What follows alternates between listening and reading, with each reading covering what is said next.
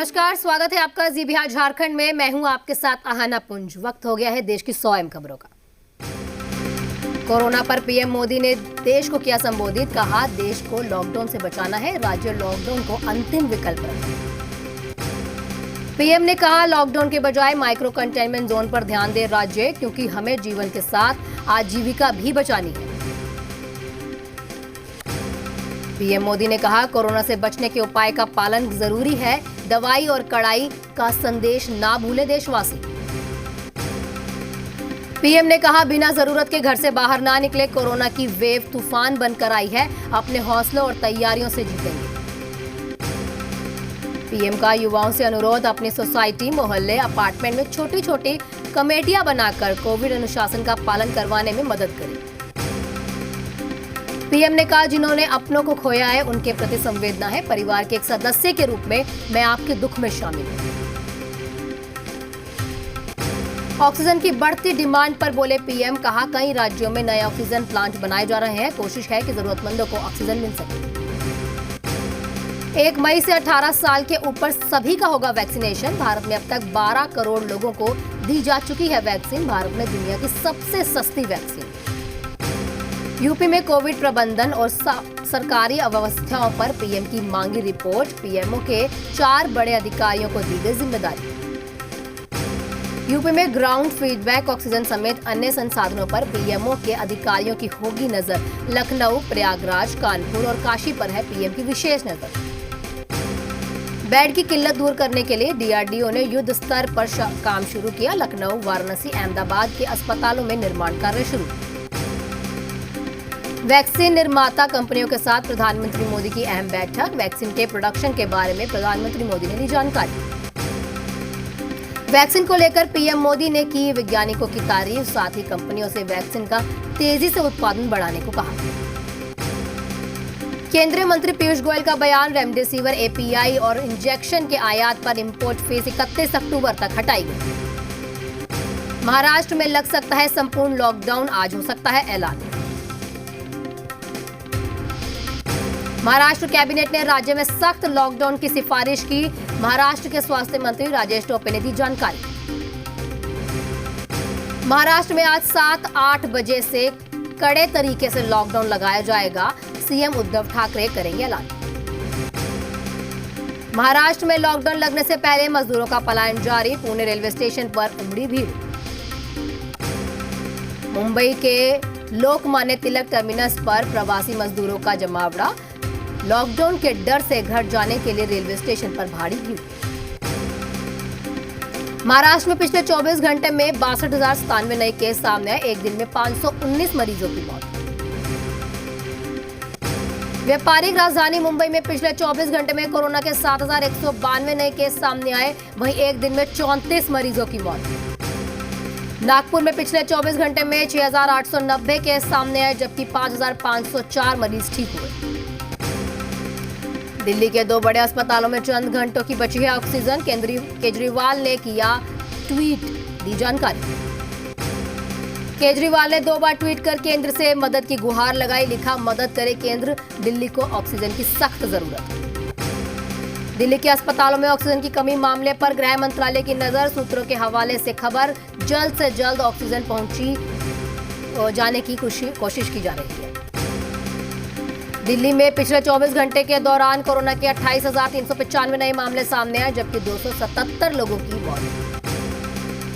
भोपाल में remdesivir injection की कालाबाजारी। पुलिस ने रेमडेसिविर इंजेक्शन कालाबाजारी के आरोप में 2 को पकड़ा।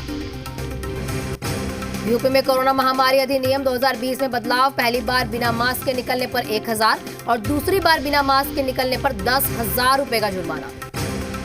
यूपी में सार्वजनिक स्थानों पर थूकने और 500 रुपए का जुर्माना। कोरोना महामारी अधिनियम में योगी सरकार ने किया बदलाव। कोरोना पर यूपी सरकार का बड़ा फैसला। कोरोना संक्रमित मरीजों को 28 दिन की पेड लीव। बंद कारखानों के मजदूरों को भी मिलेगा वेतन। कोरोना पर केंद्रीय स्वास्थ्य मंत्री डॉक्टर हर्षवर्धन का बयान। कहा, मृत्यु दर में आई है काफी कमी। हालात पर पीएम मोदी की नजर। डॉक्टर हर्षवर्धन ने कहा, हमारी प्राथमिकता जिसे ऑक्सीजन की जरूरत है उसे ऑक्सीजन मिले और अस्थायी अस्पताल बनाए जा रहे हैं।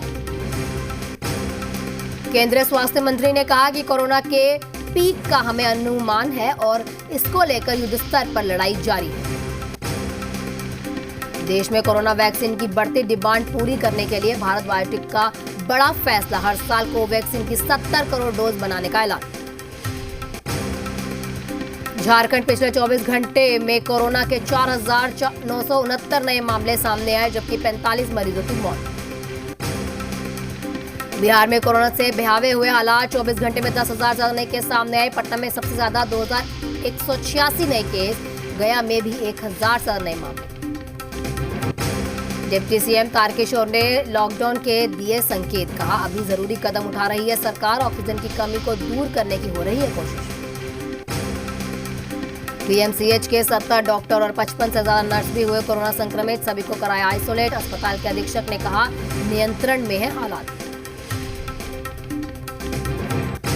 अस्पतालों और डॉक्टरों को दी चेतावनी में के बाद एक्शन में सरकार, एनएमसीएच में 500 बेड का बनाया कोविड हॉस्पिटल। अस्पताल अधीक्षक ने कहा इलाज के लिए सभी संसाधन मौजूद हैं।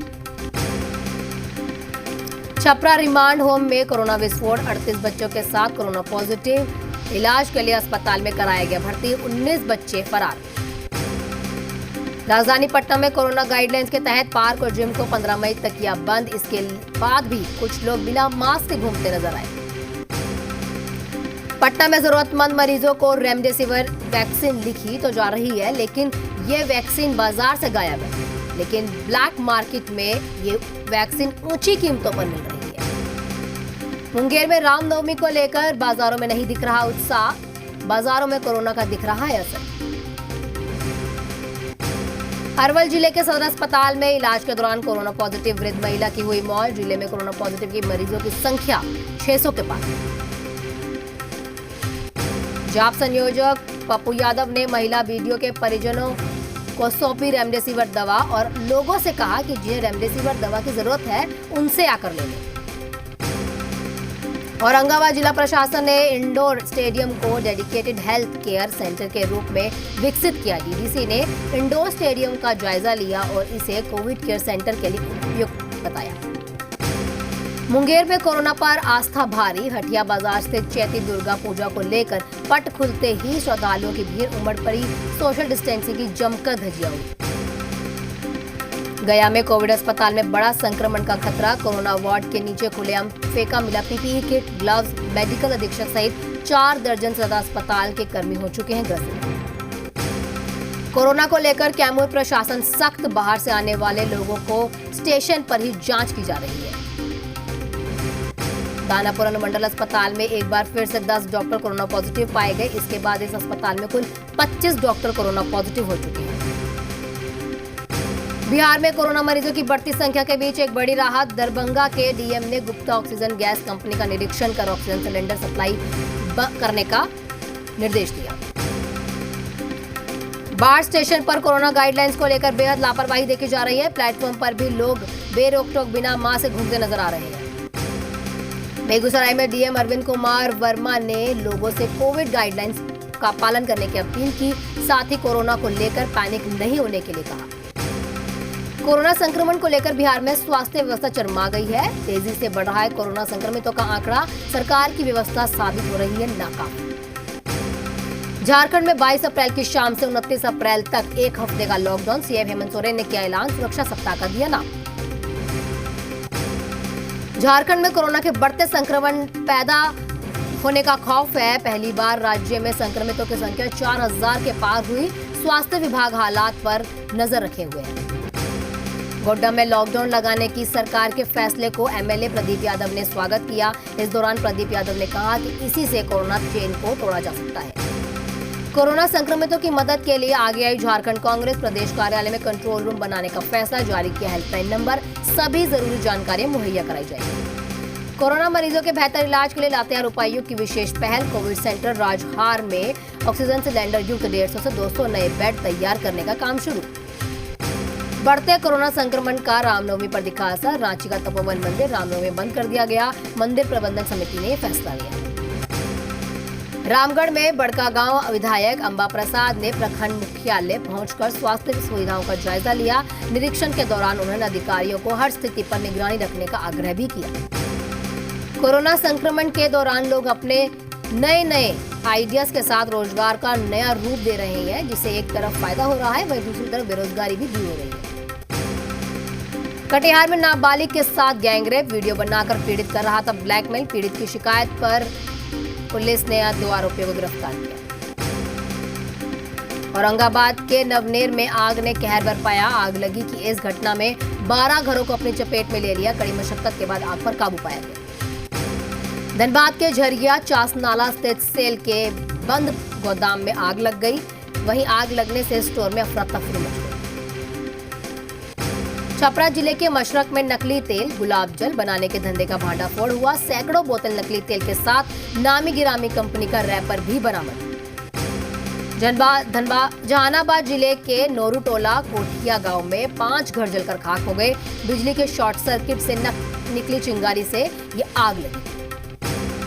अररिया शहर के खरैया बस्ती में देर रात आग लगे जाने से आधा दर्जन घर जलकर खाक हो गए। आग लगने की इस घटना से 5 लाख से अधिक संपत्ति का नुकसान होने की बात की जा रही है।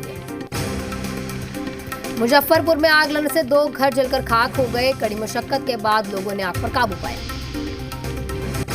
सासाराम में गेहूं के खेत में आग लगी और आग लगने से 30 बीघा गेहूं जलकर खाक। बेतिया के पश्चिम चंपारण के सुखलही गांव में आग लग गई। आग लगने से 2 घर जलकर खाक हो गए। आग लगने से लाखों की संपत्ति का नुकसान। गोपालगंज में चैत्र नवरात्रि के मौके पर तंत्र मंत्र कर लोगों का विरोध करना पीडीएस दुकानदार को भारी पड़ गया। सैकड़ों की संख्या में आक्रोशित लोगों ने दुकानदार के घर पर जानलेवा हमला कर दिया। विक्रम के महाराजगंज गांव में जमीन विवाद में एक युवक ने दूसरे युवक को धारदार हथियार से मारकर गंभीर रूप से घायल कर दिया। मामले की छानबीन में जुटी पुलिस। गया शहर के रामपुर थाना क्षेत्र में दिन दहाड़े गोलीबारी की घटना में 3 लोग घायल हो गए। घायलों को अस्पताल में भर्ती कराया गया। मामले की जांच में जुटी पुलिस। हाजीपुर में आपसी विवाद में 10 वर्षीय नाबालिग लड़की को जबरन डाला सिंदूर। औद्योगिक थाना क्षेत्र के सुल्तानपुर की घटिया। रानी तालाब थाना के अमीराबाद गांव में 2 पड़ोसियों के बीच नाली विवाद में मचा घमासान। मारपीट में एक अधेड़ शख्स हुआ घायल। शेखपुरा में तेज रफ्तार अनियंत्रित ट्रैक्टर ने बाइक सवार को रौंद दिया। हादसे में 2 लोग हुए घायल। औरंगाबाद में बालू माफियाओं ने खनन विभाग के खिलाफ कार्रवाई आज भी जारी है। बारूद थाना क्षेत्र के देवी घाट पर की गई छापेमारी में एक जेसीबी और 3 ट्रैक्टरों को जब्त किया गया। बोकारो में सफाई कर्मी ने पेड़ से फंदा लगाकर आत्महत्या कर ली। शव को कब्जे में लेकर जांच में जुटी पुलिस। सैनिक स्कूल नालंदा के फर्स्ट मेरिट लिस्ट में स्थान पाने वाले छात्रों का बिहार शरीफ सदर अस्पताल में मेडिकल जांच की गई। वहीं मेडिकल टेस्ट के बाद इन छात्रों का फाइनल लिस्ट जारी की गई। नालंदा में रामनवमी पर्व पर शहर में लगाया गया महावीर झंडा। कोविड के चलते नहीं निकाली जाएगी जुलूस। विक्रम में पालीगंज प्रखंड के कल्याणपुर गांव में श्रीमद् भगवद गीता ज्ञान यज्ञ के आखिरी दिन श्रद्धालुओं की भीड़ उमड़ पड़ी। भंडारे में ब्राह्मणों और गरीब लोगों को भोजन के बाद अन्न, वस्त्र और दक्षिणा भेंट से विदाई दी। गिरिडीह में जिले में उत्साह के साथ मनाया जा रहा है रामनवमी का पर्व। विभिन्न मंदिरों में की गई भव्य तैयारी। एलआईसी को कोरोना काल में नई पॉलिसी प्रीमियम से रिकॉर्ड आए। एलआईसी की ओर से जारी एक विज्ञापन में ये जानकारी दी गई। रिलायंस ने ऑक्सीजन की आपूर्ति बढ़ाई। कंपनी फ्री में सप्लाई कर रही है प्रतिदिन 700 टन ऑक्सीजन। वाहन कंपनियों को डर, संक्रमण की दूसरी लहर से फिर बढ़ेगा संकट। इंडियन प्रीमियर लीग में आखिरी ओवर में दिल्ली ने मारी बाजी। मुंबई में 6 विकेट से हराया। दिल्ली की जीत के हीरो शिखर धवन और अमित मिश्रा रहे। अमित मिश्रा ने जहां गेंदबाजों के कमाल करते हुए 4 विकेट लिए तो शिखर धवन ने 45 रनों की शानदार पारी खेली। मुंबई इंडियंस ने टॉस जीतकर पहले बल्लेबाज का फैसला लिया। टीम ने 20 ओवरों में 9 विकेट के नुकसान पर 137 रन बनाए। इस मैच में रोहित शर्मा ने सबसे ज्यादा 44 रन बनाए, लेकिन दूसरे छोर में बल्लेबाज नहीं टिक सके। दिल्ली ने 138 रनों के लक्ष्य को 19.1 ओवर में और 4 विकेट खोकर हासिल किया। इस जीत के साथ दिल्ली पॉइंट लेवल में 6 अंक के साथ दूसरे नंबर पर आ गई। शाहरुख खान की हीरोइन सुचित्रा कृष्णमूर्ति को लग गई कोरोना वैक्सीन, पहले जताई थी निराशा। हॉलीवुड में कोई नहीं ले पाता था प्रियंका चोपड़ा का नाम, बोली मुझे लोगों को बताना पड़ा। टेलीविजन एक्ट्रेस हिना खान के पिता का निधन, मुंबई में ली अंतिम सांस। मालदीव में सारा अली खान को मिला जाह्नवी का साथ, वर्कआउट करते दिखी। रणवीर शोरी को कंगना रनौत का मेल वर्जन बताया, बेवकूफ एक्टर ने ली ट्रोल की तगड़ी मौज। पाकिस्तानी संसद बनी जंग का मैदान, पूर्व पीएम अब्बासी ने स्पीकर को दी जूतों से पीटने की धमकी। पाकिस्तान से फ्रांसीसी राजदूत के निष्कासन पर संसद में बवाल, अब शुक्रवार को संसद की अगली बैठक का फैसला होगा।